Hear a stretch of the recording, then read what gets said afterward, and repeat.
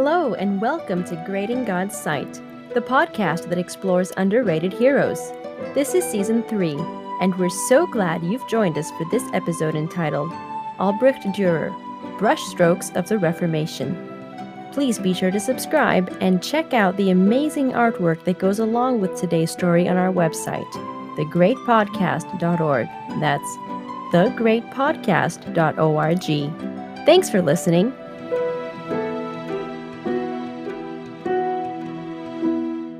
In a certain museum in the city of Munich, Germany, hangs a monumental pair of paintings. The twin panels, just over 7 feet tall, are dominated by 4 figures in long, broad, flowing robes, reminiscent of the biblical era. The 4 men stand in a semicircle facing each other, 2 in each panel, although the outermost character in each panel clearly overshadows the other. Each man seems absorbed in his own thoughts, yet without being oblivious to the presence of his fellows. On the left is St. John the Beloved, tall, youthful, with handsome curls and a brilliant red-orange cloak, his eyes focused on a book open in his hands. St. Peter peers over his right shoulder. The grizzled, balding, stooped apostle seems much more interested in John's gospel than in the golden key in his own hand. The central figure in the right panel is St. Paul. His heavy white cloak is draped like a shield over arm and shoulder. In his left hand rests a large closed book, and his right hand grips a long sword. His steady sidelong gaze seems to burn holes right through the viewer. St. Mark stands behind Paul. His tense face, framed by a full brown beard, is turned toward Paul's, but his attention is directed past the older apostle to something well beyond the scope of the painting. One hand tightly grasps a tiny scroll covered in writing. In this dynamic, memorable fashion does Albrecht Dürer introduce the vivid characters in his final, and arguably finest, work in oil. Although at first glance the paintings are striking in their simplicity, and the figures appear swallowed up by their generous but masterfully executed robes, the 4 apostles abounds with meaningful details. It has long been known that Dürer designed each of the apostles to represent one of the 4 ancient humors: sanguine, choleric, phlegmatic, and melancholic. There is universal agreement that St. Paul, with his intense, brooding look, is the melancholic genius, and St. John, with his warm appearance, represents the sanguine. Most likely St. Mark, whose alert gaze traverses to the exterior of the painting, is the choleric, while the hunched-over St. Peter represents the phlegmatic, although there seems to be less consensus about the latter two. Fascinating as is Dürer's choice of personality for each of the biblical characters, the 4 apostles does much more than merely impersonate the 4 Greek humors. It also provides a unique and unmistakable window through which to view the artist's spiritual sympathies. The panels were created in 1526, as the Reformation was blazing through Germany, and the artwork's inscriptions, along with the placement and styling of its figures, demonstrate Dürer's acceptance of Lutheran doctrine. In short, the 4 Apostles is an artist's confession of faith, memorialized in brush and oil rather than pen and ink. Although Albrecht Dürer is normally thought of as a German artist, and so he was, his father, Albrecht the Elder, was a Hungarian immigrant who had settled in Nuremberg, Germany as a young man. In fact, the last name Dürer, meaning door in German, seems to have been adapted from the name of his ancestral village in Hungary, Aitos, also meaning door. Albrecht the Elder was a goldsmith, and as a teenager moved to the Netherlands to perfect his craft. He later relocated to the German city of Nuremberg, where he married the daughter of his employer and eventually became a very successful and highly esteemed craftsman in his own right. Albrecht the Younger was born on May 21st, 1471, 12 years before Martin Luther. He was the 3rd of 8 children, but was the first to survive into adulthood. By contrast with the Reformer, who was brought up under great severity and rigor, Dürer seems to have enjoyed a happy childhood. He always remembered his father with real warmth and affection, and it is beyond question that the elder Dürer played a positive formative role in his son's development.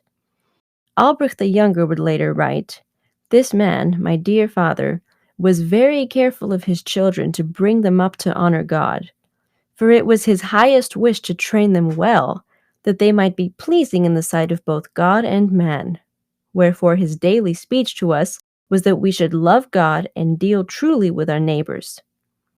From the earliest moments in the artist's life, his father was sowing the seeds that would prepare him to embrace the Reformation and the biblical truths it revived. As a child, young Albrecht began training to follow in his father's steps as a goldsmith. He was also sent to school, likely one of the German schools in Nuremberg, which emphasized mathematics, natural science, and more practical skills than the Latin school which Martin Luther attended. As a matter of fact, Nuremberg was in what could be called its golden age during Dürer's lifetime. As a free imperial city of the Holy Roman Empire, it was largely independent and self-governing, as well as being home to a forward-thinking and progressive population. It was a thriving commercial center and was at the forefront of learning and education during this period. For example, the first pocket watch was invented in Nuremberg, and the city was generally an ideal place for science and the arts to flourish. Although he was expected to become a goldsmith, Albrecht later wrote that during his early adolescent years, "My liking drew me more to painting than to goldsmith's work, so I put it to my father." The elder Dürer expressed reticence about his son's ambitions to become a painter, but perhaps a piece of art young Albrecht made during this time helped convince him. At the age of 13, the budding artist made his first surviving self-portrait while looking at himself in a mirror. The boy used the demanding technique of silver point, which allows for very fine detail, but offers no easy way to correct mistakes. The portrait, although by no means Dürer's best work, is quite a masterpiece for one so young, and in 1486, when he was 15 years old, his father granted his wish and apprenticed him to a painter. In any case, Albrecht the Elder allowed his son to redirect his life course much more willingly than did Hans Luther when young Martin left law school for the monastery several years later. During his apprenticeship, which lasted 4 years, Albrecht the Younger learned a number of art techniques, the most important of which was the woodcut.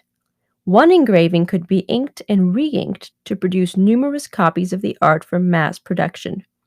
The workshop Dürer worked in produced some of the finest and most sophisticated woodcuts in Europe, and in his own career, he would master and take the technique of woodcutting to the next level. Although he was arguably most famed for his woodcuts, Dürer also honed his painting skills. Between 1493 and 1500, he painted 3 self-portraits, fascinating for the personal and artistic evolution they reveal. The first 2 portray the artist in half-profile view and are striking for the personal extravagance they demonstrate. In them, Dürer is fashionably dressed, and there are bright colors throughout. One gets a sense of cockiness and immaturity when viewing them. The third self-portrait, from 1500, shows Dürer in the full frontal view usually reserved for Christ. This is the first and last time an artist was to portray himself in a Christ-like scheme. The colors are dark and muted, and there is an air of maturity and weight about the work. Many have speculated that Dürer is highlighting his devotion to Christ with this piece of art, and this is likely true, but he is also drawing a parallel between himself as a master artist and creator and Christ as the ultimate creator.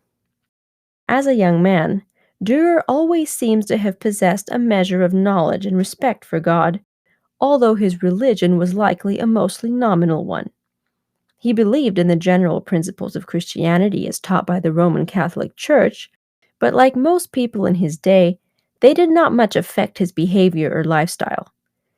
Especially in his earlier years, he seems to have been full of a sense of his own virtuosity and importance in the artistic realm, as noted in his self-portraits, and tended to liken the artist to God.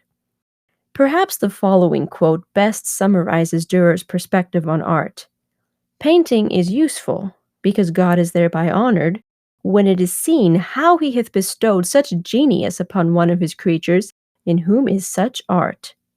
Although he acknowledged that the talent was from God, he also did not shy away from calling out his own genius. During the first decade of the 16th century, while Albrecht Dürer continued to engrave his woodcuts and broadcast his art throughout the European continent, Martin Luther was undergoing soul torment in a monastery elsewhere in Germany. The troubled young monk was tortured by a sense of his own sinfulness, with no idea how to obtain relief. Thankfully, his superior, Johann von Staupitz, was a godly priest who instructed Luther to return to the source and search the scriptures for an accurate picture of God and Jesus as Savior. As Luther began to discover the New Testament for himself, the Protestant Reformation began to stir. Fascinatingly, Dürer also engaged himself with reading the New Testament sometime before 1513.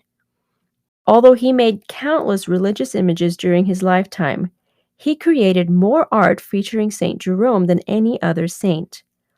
This is significant because Jerome was the great 5th century Bible scholar who translated the Latin Vulgate, one of the few editions of Scripture available during the pre-Reformation era. Clearly, the artist's personal interest in God's Word was blossoming alongside the Reformation. Join us next time for part 2 of this incredible story. Thank you for listening to Great in God's Sight, a podcast by GYC Southeast. We hope you have enjoyed this adventure through time and pray it serves to deepen your relationship with God. While we strive to bring you a unique perspective on each believer, we encourage you to use your God-given curiosity to explore these topics for yourself. Please remember to hit the subscribe button and share this episode with your friends via text or social media. You never know who might be encouraged. Until next time, we wish you God's blessing as you seek to be great in His sight too.